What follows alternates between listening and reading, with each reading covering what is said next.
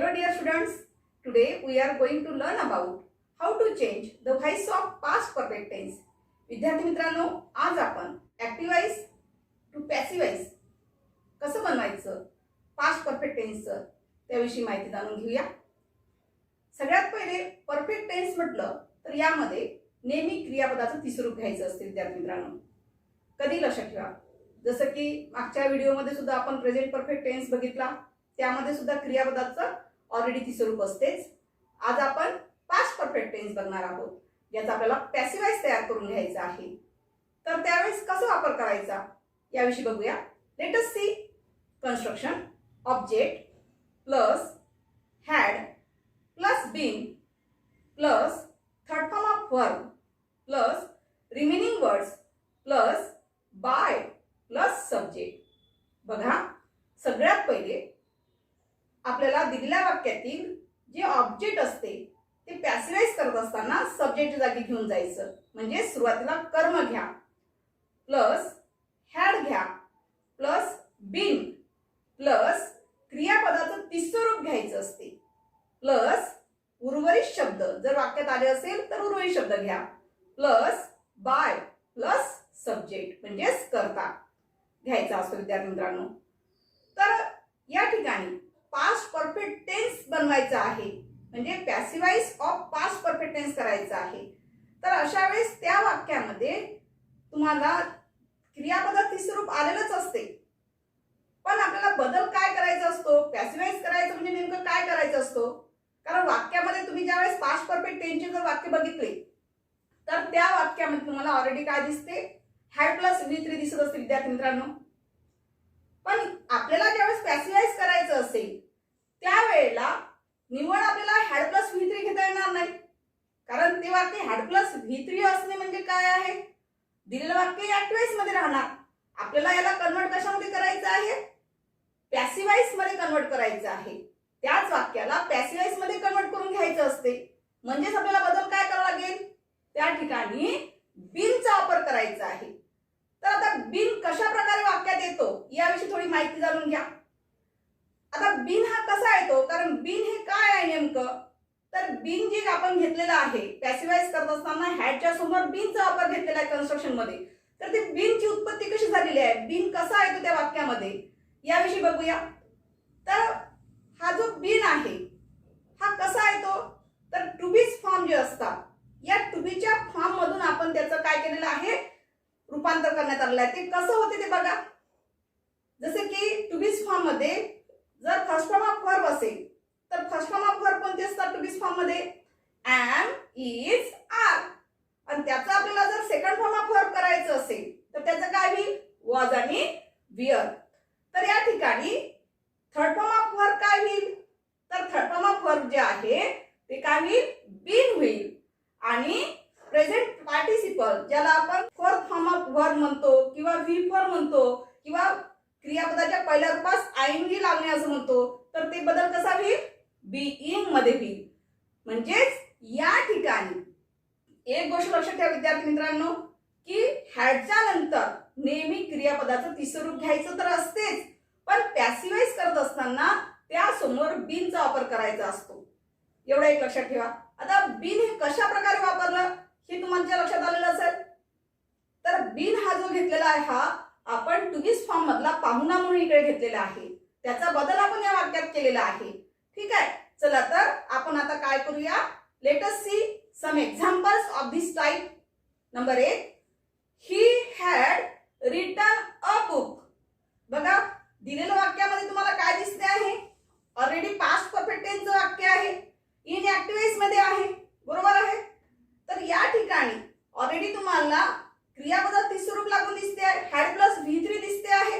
V3 कोणता आलेला आहे, return, that is first form of verb right. Right हे त्या रिटर्नचं पहिलं रूप आहे, म्हणजे राईटचं तिसरं रूप काय यूज केलं वाक्यामध्ये, रिटर्न यूज केलेलं आहे. तर या वाक्यामध्ये सगळ्यात पहिले तुम्हाला सब्जेक्ट दिसतोय ही, त्यानंतर वाक्यामध्ये प्रत्येक वाक्यामध्ये तुम्हाला हॅड येईल, तर हॅड घेतलेला आहे. त्यानंतर क्रियापदाचं ऑलरेडी तिसरं रूप दिलेलंच आहे, रिटर्न. आणि अ बुक जे आहे ते या वाक्यातलं काय झालेलं आहे, ऑब्जेक्ट झालेला आहे. बघा, आता याला आपल्याला कन्वर्ट इन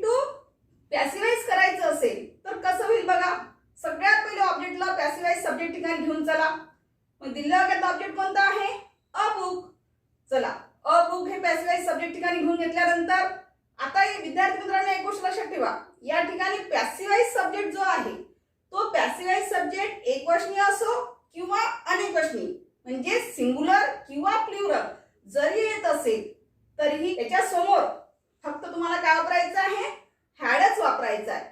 नो चेंज, याच्यामध्ये कोणताही बदल होत नाही कारण हे पास्ट परफेक्ट टेन्स करत आहोत आपण. त्यामुळे हॅडचा बदल एकवचनी असेल तरी हॅडच घ्यायचा आहे तुम्हाला. अनेकवचनी जरी सब्जेक्ट आलेला असेल पॅसिव्हाइज सब्जेक्ट तरी सुद्धा तुम्हाला काय घ्यायचं आहे विद्यार्थी मित्रांनो, हॅडच घ्यायचा आहे. तिथे बदल होणार नाही. म्हणून आपण अबुकच्या नंतर काय घेतलेलं आहे, हॅड. त्यानंतर बीनचा वापर करा. त्यानंतर दिलेल्या वाक्यात जे काही क्रियापदाचे स्वरूप आहे ज्याला आपण पास्ट पार्टिसिपल म्हणतो ते जशा तसं तुम्ही घेऊन घ्यायचं. इथे तुम्हाला बनवायची गरज नसते. या टेन्स मध्ये ऑलरेडी वाक्यामध्ये दिलेलंच असते. तेच तुम्हाला क्रियापदाचे स्वरूप या ठिकाणी घ्यायचं असते. Return.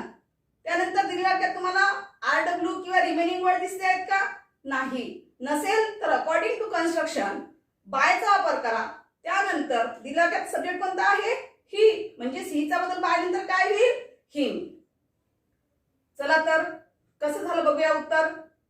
A book had been return by him, full stop. Now next example, Hari had bought a car. बघा दिलेलं वाक्य सुद्धा कोणत्या टेन्स मध्ये दिसते तुम्हाला, पास्ट परफेक्ट टेन्स मध्ये दिसते आहे. तर या ठिकाणी हरी हा काय झालेला आहे, दिलेल्या वाक्यातला सब्जेक्ट झालेला आहे. त्यानंतर तुम्हाला हॅड प्लस V3 दिसते आहे. V3 कोणता आहे, बॉट आहे. आणि अ कार काय आहे, ऑब्जेक्ट आहे.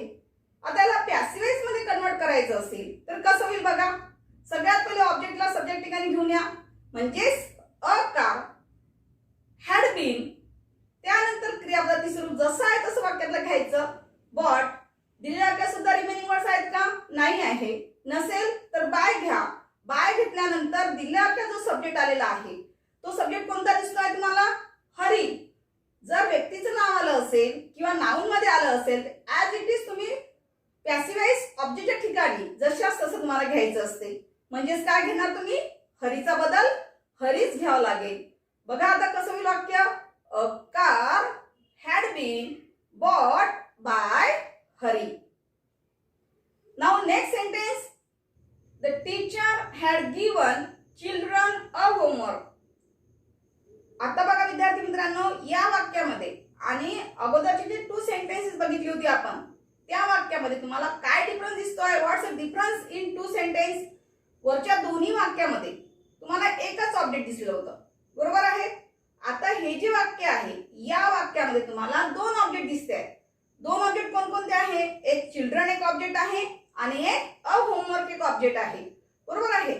तर मागच्या व्हिडिओमध्ये आपण डायरेक्ट ऑब्जेक्ट आणि इनडायरेक्ट ऑब्जेक्ट याविषयी व्हिडिओ तयार केला होता. कसं ओळखायचं, how to identify direct object आणि इनडायरेक्ट ऑब्जेक्ट, तर याविषयी आपण त्या व्हिडिओमध्ये सांगितलेलं होतं. ठीक आहे. तर पेपरमध्ये जर इन्स्ट्रक्शन तुम्हाला जर फक्त चेंज वाईज म्हणून आलेलं असेल तर तुम्ही या 2 पैकी कोणतेही ऑब्जेक्ट निवडून वाक्य तयार केलं, पॅसिव्हाइज तयार केलं तरीही तुमचं उत्तर बरोबर येईल. बट जर तुम्हाला पेपरमध्ये instruction right beginning the sentence with a homework आलेलं असेल तर अशा वेळेस तुम्हाला एकच ऑब्जेक्ट चूज करून उत्तर तयार करावं लागेल, जसं की अ होमवर्क, नाही का. तर तरच तुमचं उत्तर त्या ठिकाणी बरोबर येईल. बघा आता मी तुम्हाला दोन्ही पद्धतीने त्या ठिकाणी उत्तर सांगते. तर याचं पॅसिव्हाइज कसं होईल याकडे लक्ष द्या. दिलेल्या वाक्यामध्ये पहिले सब्जेक्ट कोणता आहे बघा, द टीचर हा सब्जेक्ट आहे. हॅड प्लस V3 दिलेला आहे. V3 कोणता आहे, गिवन. त्यानंतर चिल्ड्रन हे जे आहे हे तुमचं इनडायरेक्ट ऑब्जेक्ट झालेलं आहे आणि अ होमवर्क जे आहे हे तुमचं डायरेक्ट ऑब्जेक्ट आहे. तर बघा डायरेक्ट ऑब्जेक्टनी वाक्याच्या सुरुवातीला कसं पॅसिव्हाइज करायचं. बघा आता पॅसिव्हाइज करत असताना मी डायरेक्ट ऑब्जेक्ट कसं करायचं याविषयी सांगते. डायरेक्ट ऑब्जेक्टनी सुरुवात करून अ होमवर्क हा सिंगुलर जरी असेल तरीही त्याच्यासमोर हॅडच वापरा. त्यानंतर बीन घ्या. बीन घेतल्यानंतर जे वाक्यामध्ये थर्ड फॉर्म ऑफ वर्ब आलेला आहे तेच तुम्ही त्या ठिकाणी घ्यायचं. वाक्यामध्ये काय दिलेलं आहे, गिवन, तर ॲज इट इज गिवन घ्या. त्यानंतर दिलेल्या वाक्यात रिमेनिंग वर्ड्स काय दिसते तुम्हाला, चिल्ड्रन. मग चिल्ड्रन घेताना तुम्ही आपल्या जवळचा टू वापरा, म्हणजे 2 चिल्ड्रन बाय द टीचर, कारण दिला गेलेला सब्जेक्ट कोणता आहे? The teacher. द टीचर असेल तर ॲज इट इज जसं तसं द टीचर घ्या. नाउ सेकंड मेथड, दुसऱ्या पद्धतीने बघा कसं करायचं. Children had been given a homework by the teacher. अशा पद्धतीने दोन्ही मेथडने ते वाक्य तयार होईल. जर ब्रॅकेटमध्ये जर चेंज द वाईज जर आलं असेल तर तुम्हाला दोन पैकी कोणत्याही पद्धतीने त्या ठिकाणी तयार करता येईल. आलं लक्षात? चला next sentence, children had watched the movie. बघा या वाक्यामध्ये तुम्हाला सब्जेक्ट कोणता दिसतो आहे? चिल्ड्रन.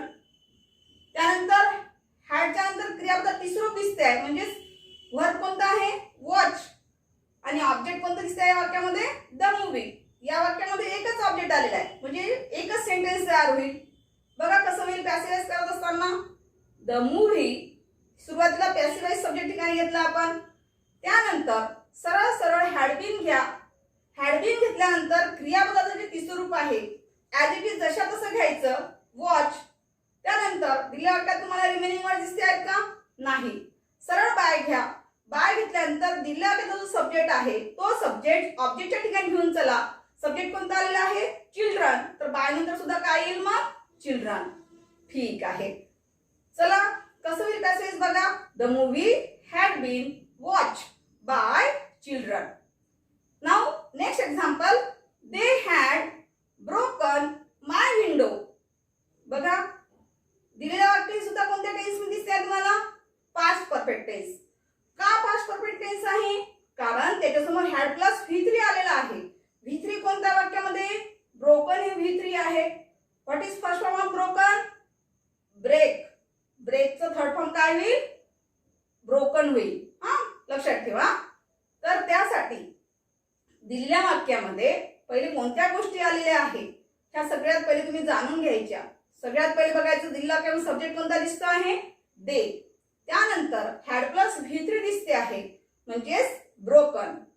त्यानंतर ऑब्जेक्ट बघा कोणता आहे? माय विंडो. काही विद्यार्थी फक्त विंडो घेतील तर तुमचं उत्तर रॉंग होईल. माय घेतलं तरीही तुमचं उत्तर रॉंग होईल.